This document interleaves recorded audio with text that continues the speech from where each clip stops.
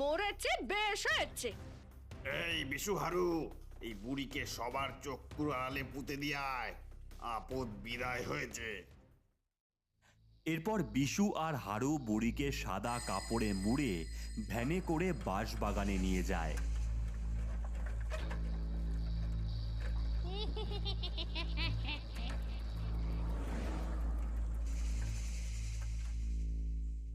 তারপর গর্ত খুঁড়ে সেই বুড়িকে ফেলে মাটি চাপা দিয়ে দেওয়া হয় আর সকলে সেখান থেকে চলে যায়।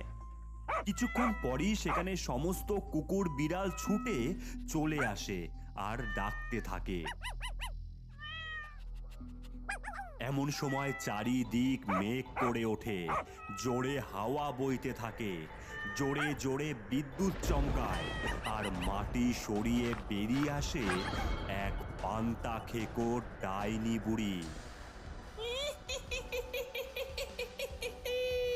আমি মরিনি, চিন্তা করিস না রে। এবার ওই মোড়ল আর গ্রামকে আমি শেষ করে দেব, শেষ।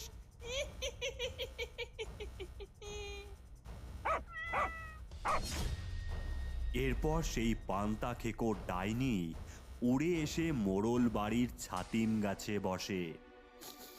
পান্তার গরম পেঁয়াজির গন্ধ আসছে নাকি?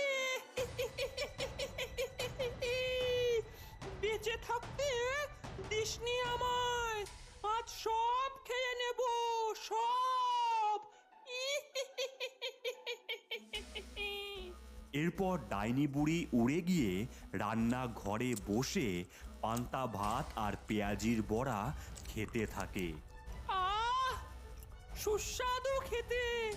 যাই, আমার বাচ্চাগুলোকে খাওয়াই একটু। সেখান থেকে ডাইনি বুড়ি পান্তার গামলা নিয়ে গিয়ে সমস্ত কুকুর বিড়ালদের খাওয়াতে থাকে। প্রথমে ওই বিশু আর হারুর পালা, এবারে বুঝবে ওরা। ও আবার সেই ছবিটা নষ্ট করে কঞ্জনা, কঞ্জনা। তোমার ঘরে বসত করে কয়জনা, মন জানো না? তোমার ঘরে বসত করে কয়জনা?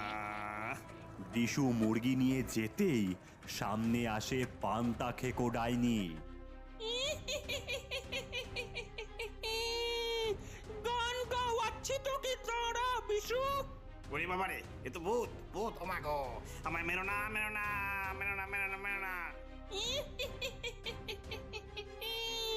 আমায় গর্ত খুঁড়ে চাপ